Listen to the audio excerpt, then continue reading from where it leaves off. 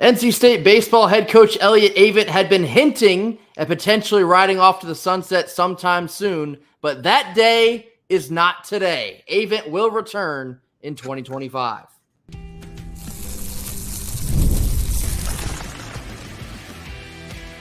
You are Locked On Wolfpack, your daily podcast on the NC State Wolfpack, part of the Locked On Podcast Network, your team every day. What's up, Wolfpack Nation? It's time to get locked in with Locked On. Thanks for making Locked On Wolfpack your first listen each and every day.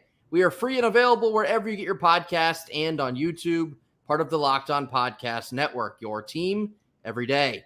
Happy Wednesday to all. As always, I'm Grayson Boone, joined by former Wolfpack defensive tackle Kenton Gibbs. Biggest news that came across our desk on Tuesday, head coach Elliot Avent, upon arriving back into Raleigh from their exit in the College World Series, has announced he will be returning to be the head coach of NC State baseball for at least one more year, back with the Pack in 2025. We all know that Elliot Avent has a lifetime contract. He's what the kids would call a for-lifer with NC State. Yes. He's not going anywhere, and he is the personification of NC State baseball in many ways. But with that being said, I really and truly think that if there was ever a doubt, the tournament and what this team did in that last month or so of the season, I mean, he got activated. There was something in him that you could see that the spark was there, the fire was there, the vim and vigor was there to be great at this thing and to have a great team. You saw it at many, many points. And so I'm excited to have Coach Avent back. He deserves to see the completion of these new facilities. More than anything else, if we don't get Elliot Avent anything else, he deserves at least a year with the new stuff, with the good stuff, with all the things. He deserves it.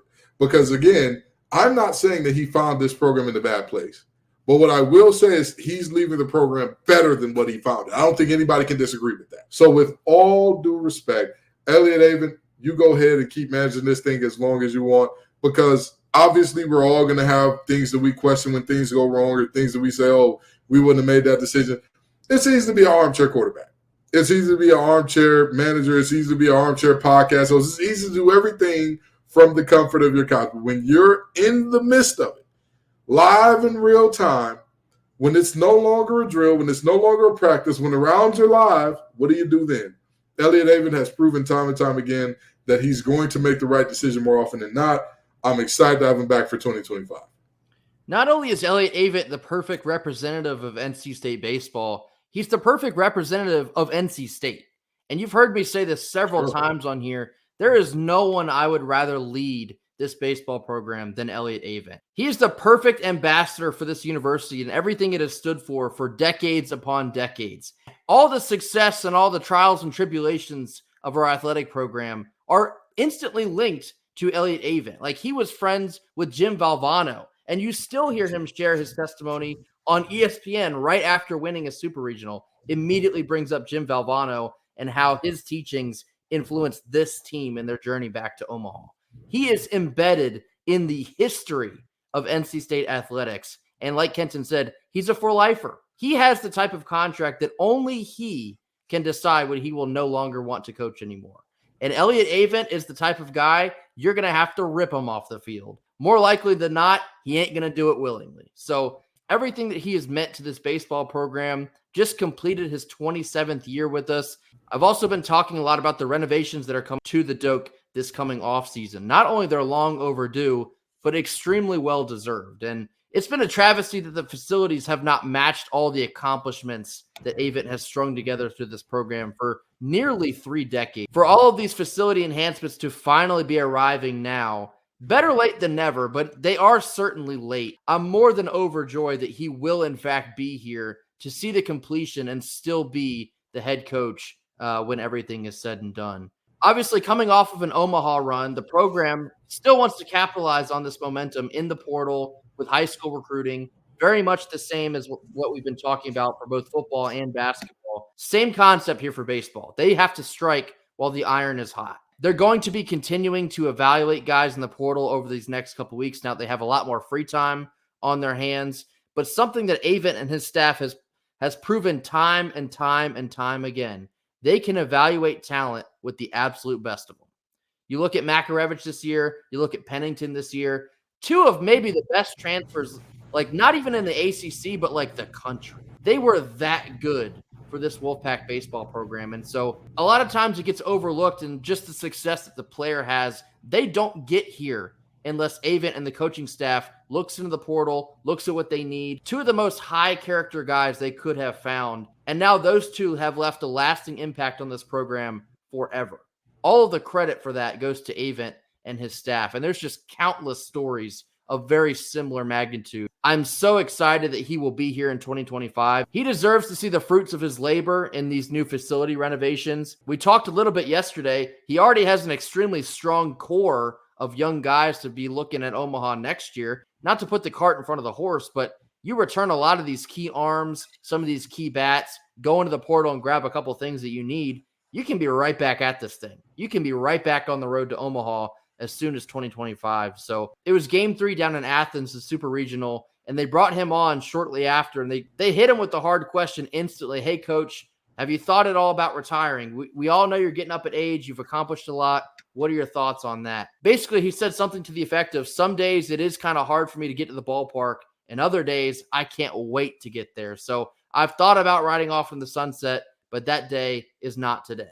Going back to Omaha, it just seems to have re-energized him. And he's still after that elusive ACC championship title. I have predicted way back in February of this year that 2025 would be the year that he gets it done. I'm sticking to that. I'm standing on that. And I can't wait to see him hoist that trophy next year. When you look at this thing and you talk about what is created an environment to where nobody's upset about Elliot Avent coming back. Not a single soul is sitting up here saying, oh my God, another year of just nothingness. Elliot Avent has created an environment where, again, he shows that his teams can get the job done at a high level every time. And Grayson made a face there. So maybe I'm wrong. Maybe some people are feeling that way, but I'll tell you, they are a very, very thin minority if there are those people. And I guess it confirms the internet theory that everywhere there is somebody that has a specific opinion about a thing. But for the most part, the vast majority of Wolfpack Nation, more than happy to have Elliot Avent back.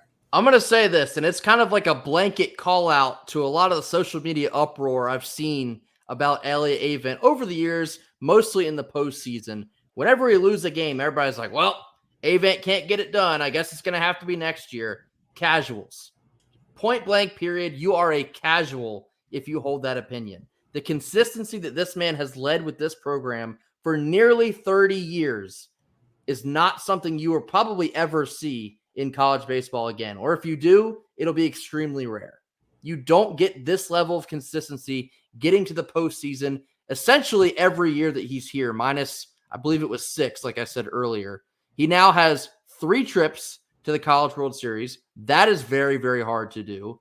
We're still working on that ACC title. If he pulls it off next year, which I do believe that he will, there better not be a single word ever negatively spoken about Elliot Avent, what he has meant to this school. So I see way too many digs at Elliot Avent for my liking on social media. It's just people that don't quite understand how hard everything he has gone through is and what he has still accomplished despite all of the hardship. He is one of the greatest coaches to ever be at NC State. That is an absolute fact. Don't be confused. It is a fact. He is one of the best things that has ever happened to NC State. Coming up next, we're getting into a whole lot of nothing or a whole lot of something after a quick word from our sponsors. Today's sponsor is eBay Motors. Passion, drive, and patience, that's the formula for winning championships. But it's also what keeps your ride or die alive. eBay Motors has everything you need to maintain your vehicle and level it up to peak performance. From superchargers to roof racks, exhaust kits, and LED headlights, whether you're into speed, power, or style, eBay Motors has got you covered. With over 122 million parts for your number one ride or die, you'll always find exactly what you're looking for. And with eBay's Guaranteed Fit, your part is guaranteed to fit your ride every time or your money back. That's because with eBay Motors, you're burning rubber and not cash. With all the parts you need at the prices you want, it's easy to turn your car into the MVP and bring home huge wins. Keep your ride or die alive at ebaymotors.com. Eligible items only. Exclusions apply. Middle portion of our Wednesday show. Now time for a whole lot of nothing or a whole lot of something. 3 topics. We'll tell you exactly where we stand on them. First one here. Now that the college season is over and now the NBA finals are also over, your Wolfpack basketball team in the Elite Eight against Duke had the highest viewed men's basketball game of the year. You heard me right. Of all men's basketball, the Elite Eight versus Duke, 15.1 million followers. That was the most of any male basketball game. Whole lot of nothing, whole lot of something. The most in the NBA, the NCAA, OTE, high school, whole lot of something. In the words of one boss man, D-Lo, you want to boss up your life? All you got to do is get in with me. Let me tell you something. The Wolfpack continue to top the charts in terms of who is the most watched team for multiple events. And this was a game that we topped the charts and won. This is the importance. This is the moments where you look up and say, if you want to build a national brand, you have to win games like that.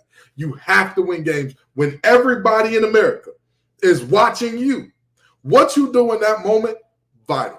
It's vital. That is the most important thing that you can possibly do because, again, the schools who have the huge reputations and all that, it doesn't necessarily come from just high winning percentages overall. This is a moment where NC State had the opportunity to increase its brand, and I'll be damned if they didn't take advantage of it. It's definitely a whole lot of something because this is absolutely huge. NC State was the story of March Madness. 15.1 million viewers tuned in to see what the NC State Wolfpack were going to do against the Duke Blue Devils. There is a small truth to this that a lot of people tune in to see Duke lose. Understand that. But at the same time, NC State captivated the nation with their run to get to the Elite Eight. Then you add in the star power of DJ Burns, one of the most beloved March Madness players probably of all time, the way that he rose to stardom in a very short amount of time. We all knew he was capable of that, but to see him get that national love on a stage like that was absolutely insane. And guess what? Here's the best part. We won the basketball game. A lot of times, people get so caught up in viewership and this, that, and the other. We won the game that everybody was watching. That does wonders for the brand. We've talked about this a million times since that game took place. The brand, the brand, the brand. That is massive for this program continuing to try and take a couple steps up on the ladder to further relevancy in the nation. Recruiting, transfer portal, brand recognition, merchandising, you name it, it helps all of it. And for NC State to be the forefront of men's basketball this season and win that game, definitely a whole lot of something. Second one here, Faison Brandon, the number 1 quarterback of the 2026 class, who we've mentioned on here before, was on campus at NC State for a visit on Tuesday. Whole lot of nothing, whole lot of something. Whole lot of something. And you've got to win this battle. We've got Terrell Anderson, his former high school teammate, already here. You have got to win this battle, this recruiting battle, because all of the dynasties, and I want you to think about this. I know that this doesn't really resonate with most people. All of the dynasties in college are started by a 5-star staying home. If you don't believe me, go look it up. When Nick Saban left the Miami Dolphins to go to Alabama, somehow, despite Bama not being a powerhouse at that time, they ended up landing the hometown kid in Julio. And Julio starts off one of the greatest runs in college football history by being a wide receiver that could do everything. This young man plays the most important position in football. And I know Grayson and I have talked about how much we like Wilson, how much we like Bailey. I am telling you right now, you can never have too many good players. Yeah. And I know what you're thinking, but Ken, this is quarterback. This is the quarterback position. Somebody's not going to be able to play. So be it. So be it.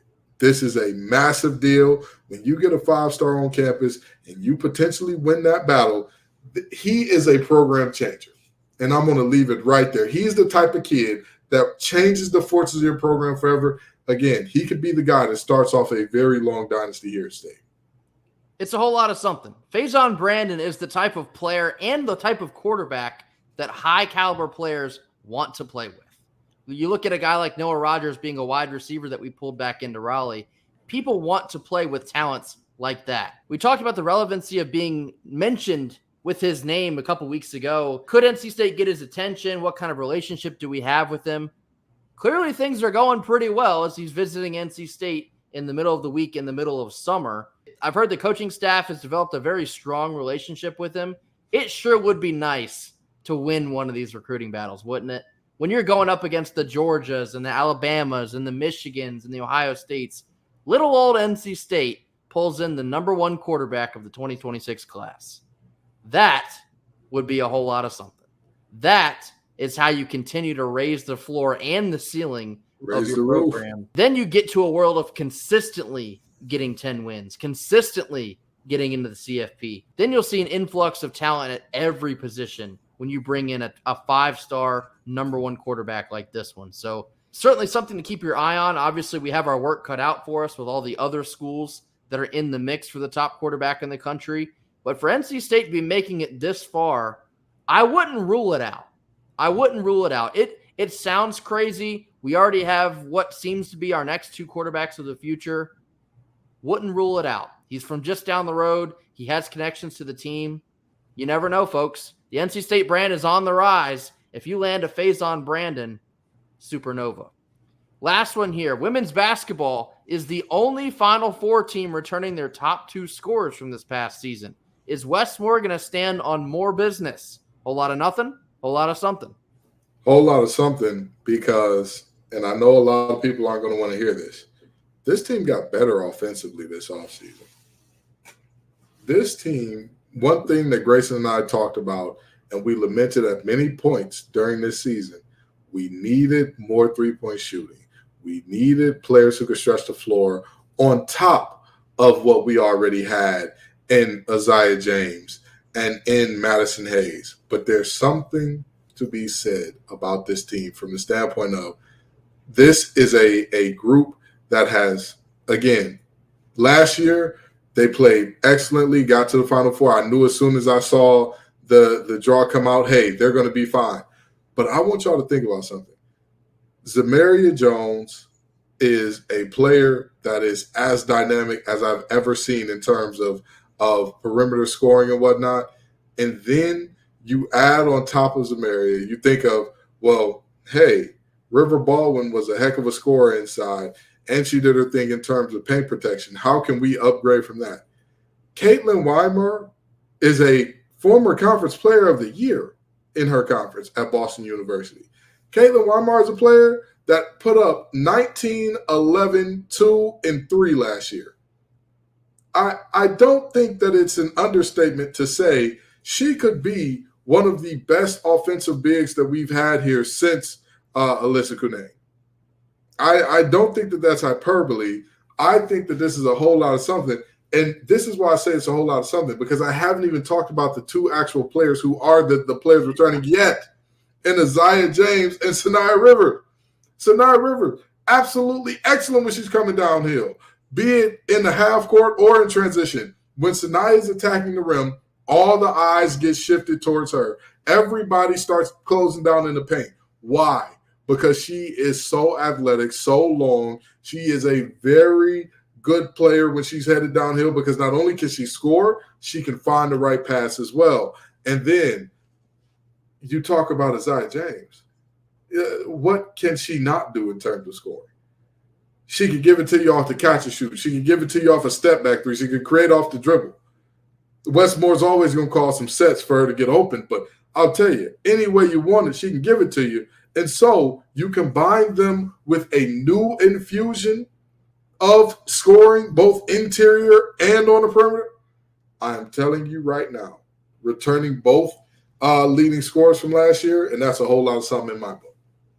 To be honest here, I don't know if I can add a whole lot more because Kenton bodied that answer. This is a whole lot of something. Westmore getting back his top two scorers from a Final Four team, adding in new freshman talent, adding in new very crucial pieces from the transfer portal. This team may have just gotten better, and they just went to the Final Four.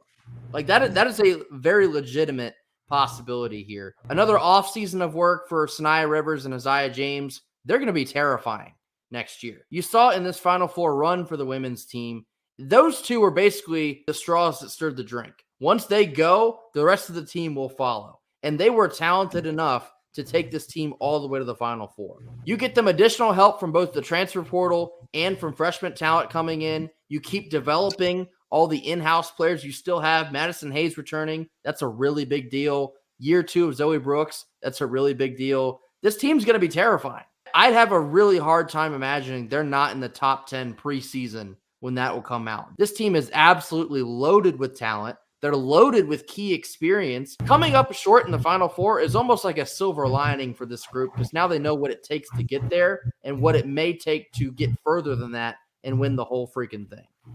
For sure. It's a whole lot of something. This roster is a whole lot of something. Westmore is a whole lot of something. Look out for Westmore's team in 2024-2025. Rounding out our Wednesday show, there's a very specific tweet from the account of Josh Pate on Twitter inferring that there may or may not be something going on in the ACC. We discussed this after a quick word from our sponsors. Rounding out our Wednesday show, talking about a very specific tweet that came from Josh Pate on Tuesday. If you're familiar with the original Jurassic Park, it was the gif of the cup of water, and you can see the ripples in the water, inferring that something big is coming. And Josh Pate had the caption, ACC. Now, Kenton, obviously you're a co-host of Locked On ACC. You're very plugged into conference realignment and all the court ongoings with ACC-related schools. What might this mean from Josh Pate? So let me start by saying this. Josh Pate has been right more often than he's been wrong, but Josh is no different than Grayson or I in the fact that, you know, we're figuring this thing out the best we know how. Nobody's infallible. Nobody's infallible. And there was a situation where Josh Pate predicted that the spring portal was going to be the craziest thing that anybody had ever seen in terms of college football and player movement, and it wasn't. It wasn't anything close. There weren't – I want to say there were about 10, 15 significant guys maybe that were moving around. Really, the only ones I can think of off the top of my head are Martinez and just a couple other guys, but not too many. Now, with that being said, I'm going to also say this. This could mean so many things, and it's so vague, but the only breadcrumb of any significance that was left was somebody commented on that GIF with the word expand, and Pate specifically said the ACC is doing the opposite, which means he knows something about the ACC shrinking that I don't know how this plays out or when it plays out, but he knows or he thinks something is coming along the lines of some shrinkage for the conference. This is very interesting because Florida State and Clemson are already, waist deep in legal battles with the ACC. Is he saying a new challenger will enter the ring? Is he saying, hey, somebody is about to get out scot-free? I'm very interested in what that means. It could be related to Leon County's judge denying the ACC's motion to basically put the case in Leon County on hold so that the ACC versus Florida State can continue in Mecklenburg County, which is the home county of the ACC and where the first lawsuit was filed. So it could mean a myriad of things. It could mean one specific thing. It could be very important. It could be a whole lot of nothing. Josh Pate kept it vague for a reason, but I'll tell you what, I'm very intrigued to see what he knows. I'd kind of forgotten how annoying cryptic conference realignment tweet season is, but we appear to be knee-deep in it yet again. My instant reaction would lead me to believe that Florida State may have found their loophole that they've been waiting for. Florida State's been at the forefront of trying to break loose of the chains of the ACC. We want this, we want that, we have this viewership, we need this kind of money. They've been in front of this essentially the whole way. Clemson is only kind of just now starting to catch up. They're starting to beat their chest a little bit. They deserve more, this, that, and the other. Could this mean another school is starting to make some rumblings? I know UNC done a little bit, but could it be another school? Could it be Miami? Could it be Louisville? Could it be NC State? It's certainly a lot to take in. A lot of folks are constantly worried about the status of the ACC. I know there's an account on Twitter. I think the account is called Did the ACC Die Today? And every day so far, they've just tweeted no, which I think is very funny. Who knows where this thing is headed? But I also say this, Josh Pate wouldn't do this just to stir the pot. I believe he has heard something, and it seems to be something extremely substantial. So I don't know. Folks, if you have any guesses on what you think this may or may not be, drop them down in the comment box. I'd be very curious to see where people are leaning on this type of thing. Again, I think it's got to be Florida State related because that has been consistently the top of the ACC news cycle. We're going to have to wait and see. That'll do it for us here on Wednesday. As always, thank you all so much for joining us. Be sure to hit that like button. Drop your comments in the comment box. Tell us what you think about Elliott Avent already announcing that he will return in 2025 and what that means for the program. Tell us what you think about Faison Brandon visiting NC State football on Tuesday. Are we going to land the number one quarterback in the country? Maybe. That remains to be seen. Anything else you have on your mind, drop it down in the comment box, and we will see you all on Friday for Fan Friday. Thank you all so much for joining us, and until then, go Pack. Go Pack.